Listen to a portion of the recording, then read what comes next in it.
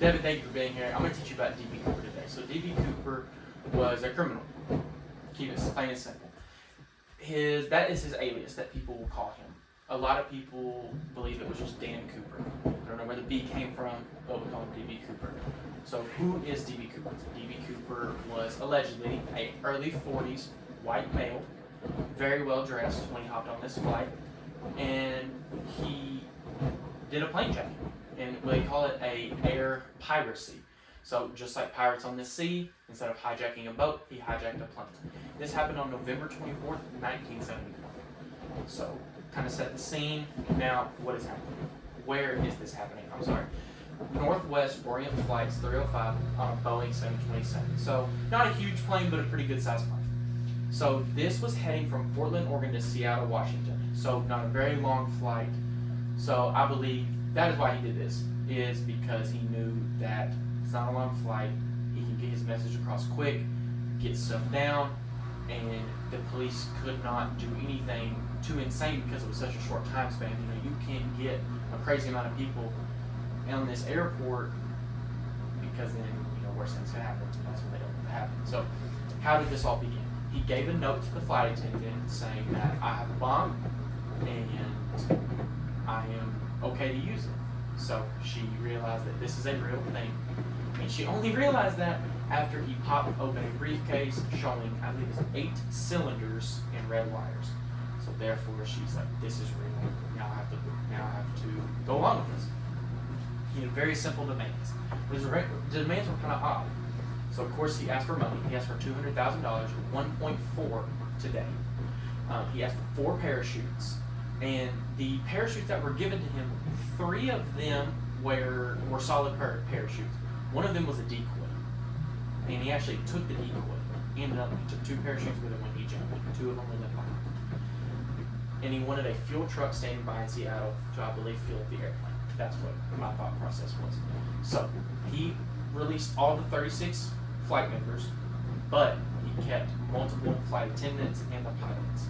And their job that he ordered them to do was fly to Mexico City. And he wanted that done in a specific way. And that was to fly low and slow. But the pilot said, we cannot do that. And why was that? Because too slow and at that low of an altitude, bad things were to happen because just the mechanics of the flight. Nothing would really work. So on this flight, he made all of them go to the front of the airplane. And he said, you just stay there and I'm going to do my thing in the back. So in his thing in the back, somewhere between Seattle and Mexico City, he jumped out. Now they do not completely for sure know when he jumped out, but now they have to speculate because nobody's seen him because he was smart and he had to put away. So where was the evidence, if there was any? Well, there was a couple. On the plane was his tie. His tie had a trace level of pure titanium, which was rare to come by in the 1970s. And then on the actual ground itself, that they believe was from this plane hijacking, which was later found to be true because the match serial numbers was $5,800, was found in 1980. It was 3 bundles of money. And it was found by a boy or a man, but just a man. He was camping and he just found it on the riverbed embankment. So he sent it in, of course. And then there was letters. There was multiple letters that came in saying that was from D.B. Cooper. But none of them were they were all kind of inconclusive, no solid evidence. So now you got to speculate theories. What do we believe actually happened here? So there was 3 theories that I really seen that came up in my research. And one of them was being the government was involved. I don't believe that was the case. I believe this was somebody that just had a reason to do something and he just did it. So the first theory that a lot of people want to go with was that he died. It was during the night flight, it was dark, it was stormy, and even for an experienced guy, it's kind of hard. It's a hard thing to manage to get down on the ground and be safe. So that is one that a lot of people go with. And then the second one is he disappeared. Some people believe that he did make it, and that he flew down, he did what he was supposed to do, he landed, and he used his survival skills in this remote area that he landed to live. So now they got to jump to the suspects. But one of the first ones was Robert Rackstraw. Robert Rackstraw actually admitted to it, but the inconclusive evidence and some other things, just simple things. I believe he was too young in 1971 that they were just like, they couldn't be you. And then L.D. Cooper and Kenneth Christensen were some other high-value guys. If you look at the sketch and the sketch artist, they all look kind of similar. So that's where they kind of got that from. But then in my own research, William J. Smith came up in mine a lot, and he had a couple big things that I've seen, which was dark eyes. He was 43 in 1971, so he fit that age profile. And then he had a military background, so he understands these remote areas. He knows how to live. He knows how to parachute with very little things going to his advantage. And then he matched the physical description, which I thought was very key. He was, a little bit shorter, but he was, older. And then he had a motive. He had a very good motive. He had to go through his company when they filed for bankruptcy, so he had to leave and he became a yard master.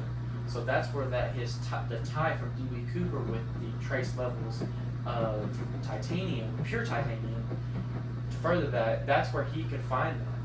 He was in that world, so it was a lot easier for him to find that. And then some people say that, it's kind of inconclusive because he lived in the Northeast and this happened in the West.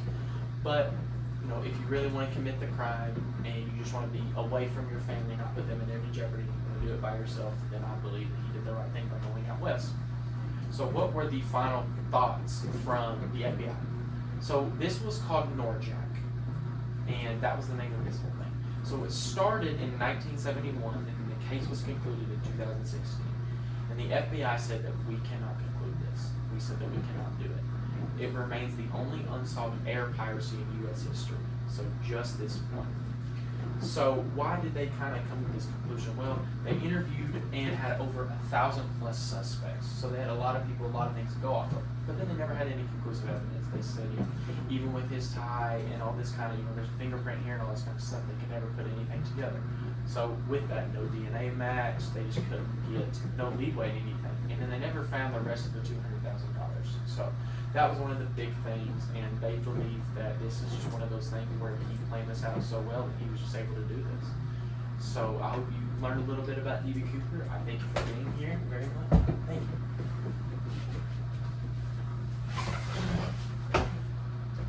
That was good. My class